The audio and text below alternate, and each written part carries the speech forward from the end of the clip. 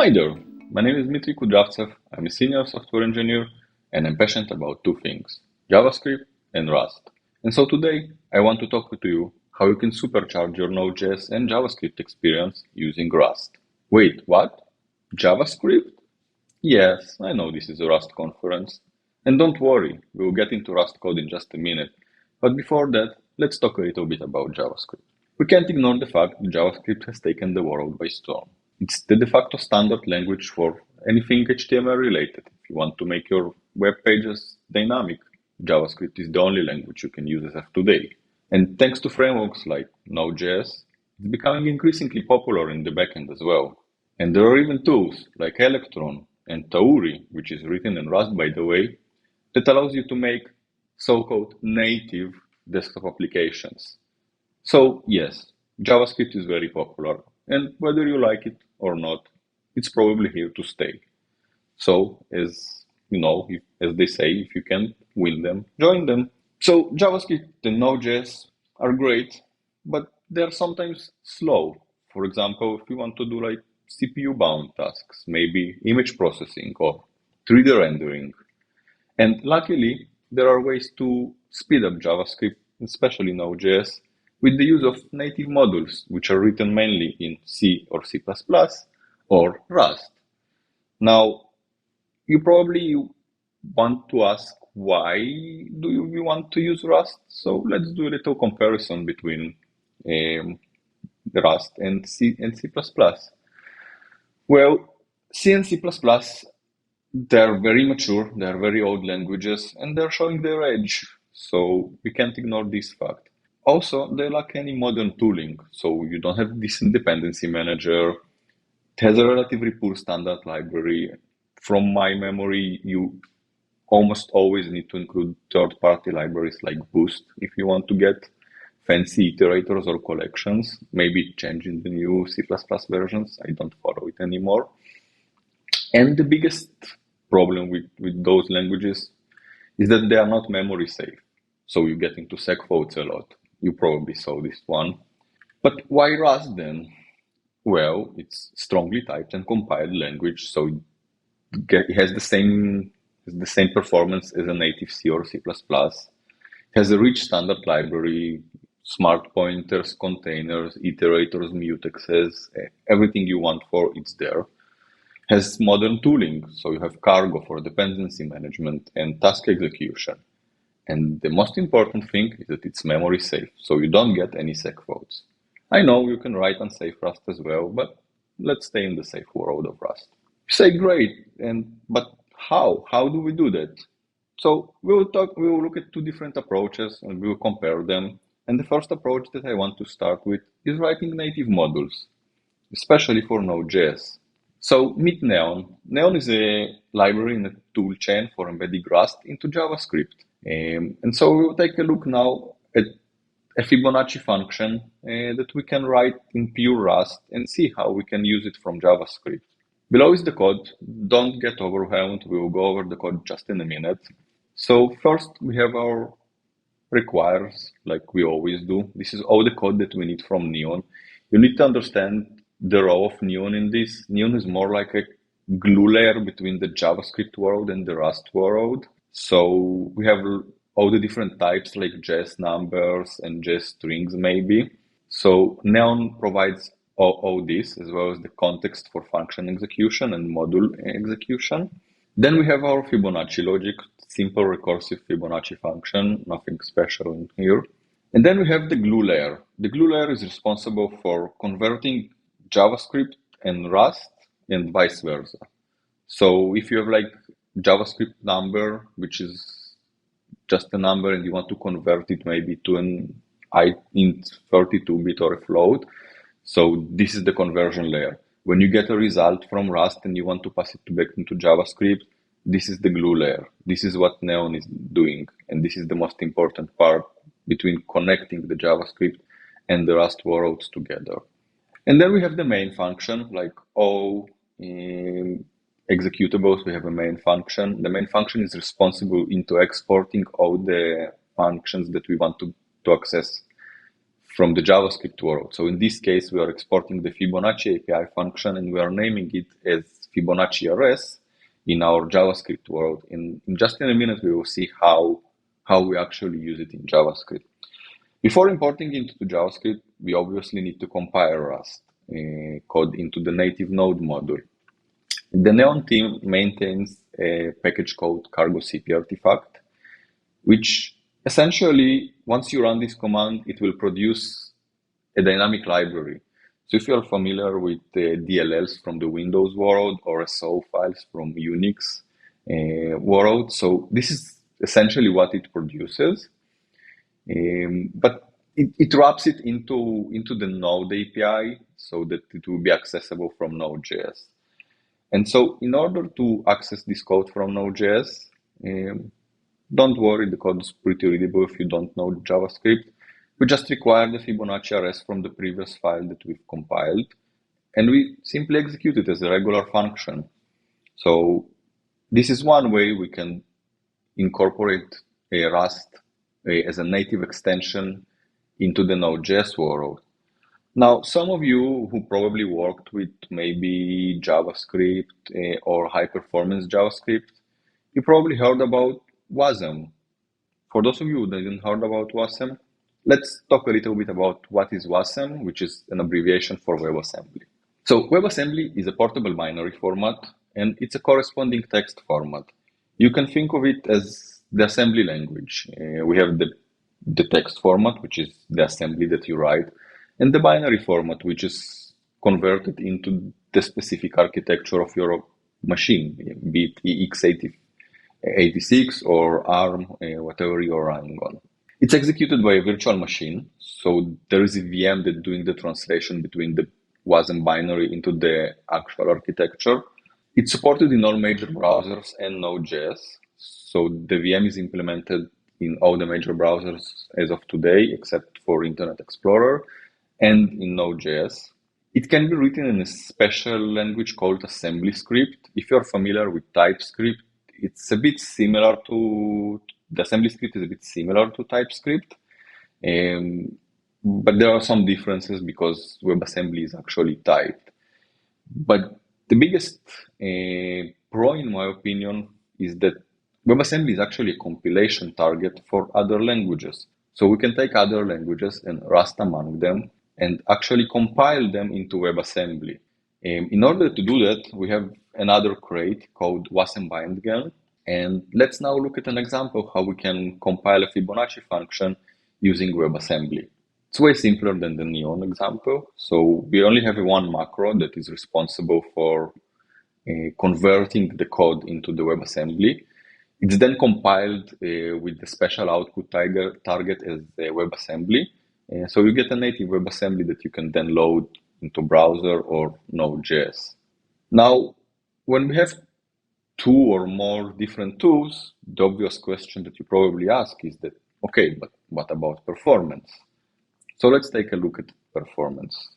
Don't be overwhelmed by the table, and we will go over the numbers here. As you can see, I've run a benchmark with a tool called Hyperfine, and I tried to compute different Fibonacci numbers. The thing with recursive Fibonacci is that the higher you go with the numbers, the more intensive the computation becomes, because it's a recursive function and it relies on the previous computations. So you can see that the 30th Fibonacci number is relatively fast. In Node 3, actually, you can see that JavaScript is managing pretty good, although native Rust is the fastest and WASM being the second.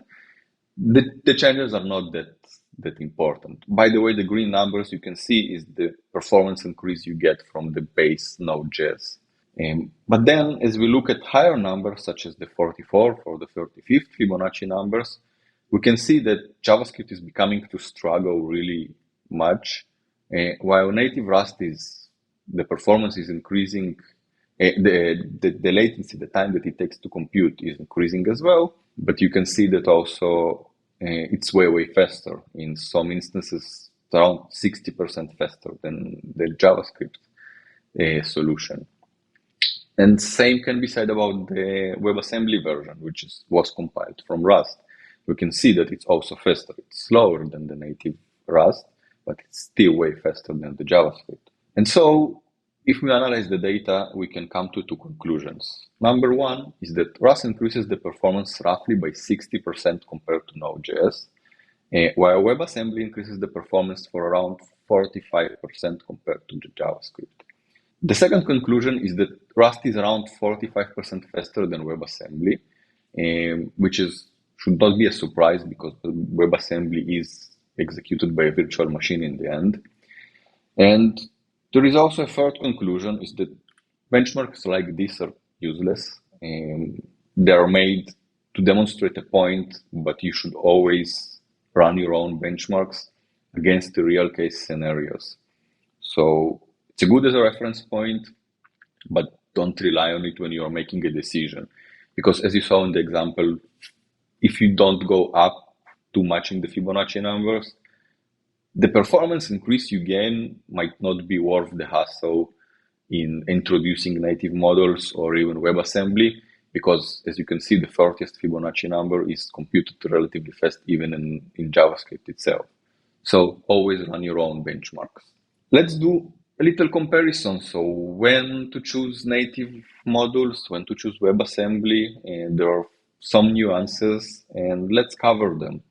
The first point I want to touch is if you're talking about maximizing every output, getting the best performance you can get, you should absolutely choose native modules. It's no surprise, native will always be faster than a VM. You can see, look at JavaScript, Java versus C or C++. C and C++ will always be faster because they compile natively. Even though the Java VM is very optimized, very good, you're still, if you want to squeeze every possible performance, then you should go to the native solution as well. Having said that, I want to point out that WebAssembly is relatively fast. So if you don't need the absolute best performance, consider WebAssembly. It's a good middle ground between going fully native versus rewriting some of the application parts into WebAssembly. Let's talk about reusability. When we talk about reusability, when I talk about reusability, I mean taking your code and using it in a different environment. It's a bit complicated with both of these. Let's try to unwrap it and see where the complication comes. Now, native libraries can be reused in other languages through foreign function interfaces. So a classic example, let's say you have a backend that's written in Rust, you have some business logic that is written in Rust, and you want to port it into your web application as well as your mobile applications like Android and iOS.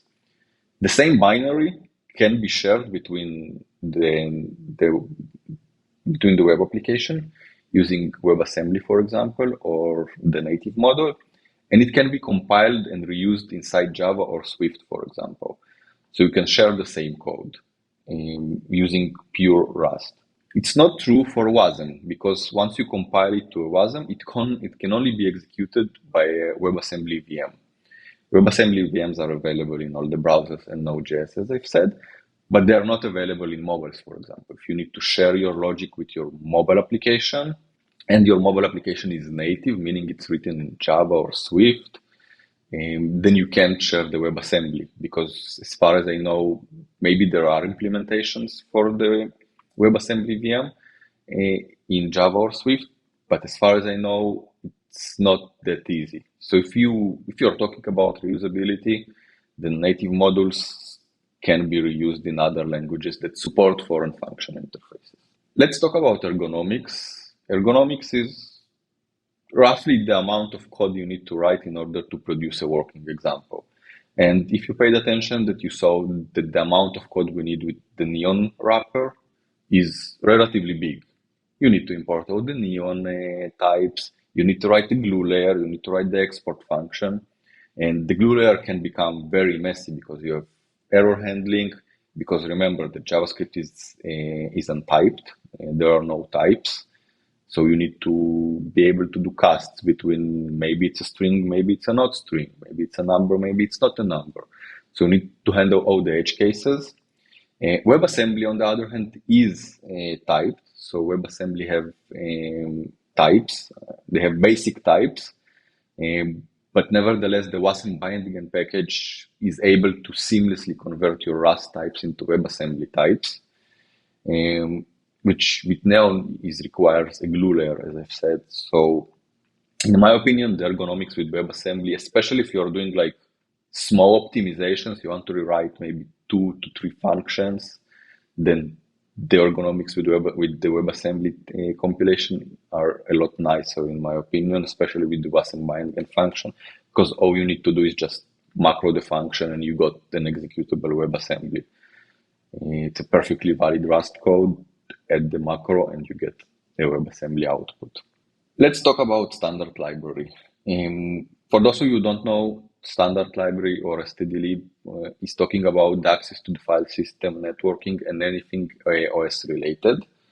And it's a funny one because when I worked on this presentation and the blog post that inspired this presentation, I learned that you actually can't access the files from WebAssembly because WebAssembly does not have access to the standard library.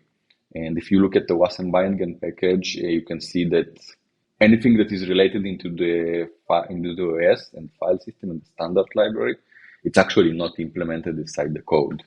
There is a proposal, it's called WASI, which stands for WebAssembly System Interface, I think, which does give you access to, which is a proposal to give you access to the native operation system things like file system and network.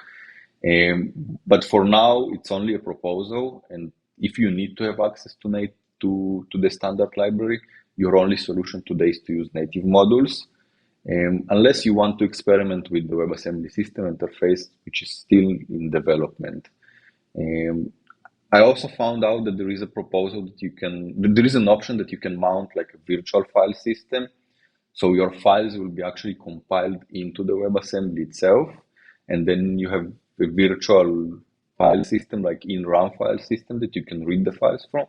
But it's not the same as reading dynamic files. You can't use it if you want to read a dynamic file from the disk, for example.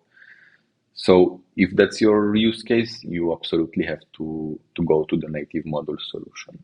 If we are talking about portability, it's the famous phrase that it works in my machine. You need to remember that native modules are host machine dependent. This means that when I compile my Rust code on MacBook M1, it will be compiled into the ARM architecture. I can't just take this binary and give it to my friend who runs a Windows machine, because his Windows machine is running a different architecture, the x86, 64, in this probably, most likely. It's not true for WASM, because WASM is executed by a VM. So once I have the WASM executable, I can give it to the other person, and as long as he has the VM, he can execute the code. And for native modules, it's always important to recompile to the target architecture. So always remember that if you are using native modules and you are running, let's say, on an Alpine Linux Docker in your production environment, you should compile the native modules on the same environment. So Dockerized containers are good solutions. Don't just upload your binary files, always compile them in the required environment as you need. Let's talk about Node.js and browser. And up until now, I refer to Node.js and JavaScript interchangeably, but they are two different things. JavaScript is a language, Node.js is a framework. And the big takeaway that you can take from this is that native modules can't be used in the browser because JavaScript has no support for foreign function interface. The reason we can use native modules inside Node.js is that Node.js provides a so-called NAPI, which is Node API. It's an API to build native extensions with a stable ABI. So you can write extensions in Rust or in C or C++ and to extend your Node.js ecosystem. So remember that native modules cannot be used in the browser. So your only solution for the browser is to actually use WASM, because all browsers have a VM for that, except for Internet Explorer, as well as Node.js. But if you don't target the browser and you target only Node.js, so for example, only backend code, then it's perfectly safe to write native modules. Let's look at a recap. When I think about whether to choose native modules or WebAssembly, I like to have two mental models in my head. The first mental model says that native modules are meant to extend your Node.js code. So if you have a Node.js code that you want to optimize, then you can use native modules to extend it beyond what JavaScript and Node.js can provide you. While WebAssembly is meant to replace non-performant JavaScript code. So let's say you have some image processing in the browser. You want the user to be able to manipulate images. So WebAssembly will be a great place for this.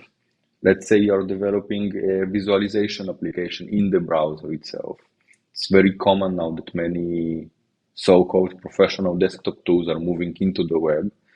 And so WebAssembly is a great place to squeeze all the performance that you need to squeeze from them. So those are the mental models I hold in my head, and they work pretty well. And thank you very much. I hope you learned something. You can find me in LinkedIn. I'm mostly active in LinkedIn. You can follow me on Twitter. You can find me in GitHub. You can scan this QR code, which will lead you to my blog, where you can find the articles that this talk is based on. There is more technical information inside the articles, as well as link to GitHub repos that you can execute the Fibonacci examples. And thank you very much, and I hope you enjoyed my talk and enjoyed the rest of the conference.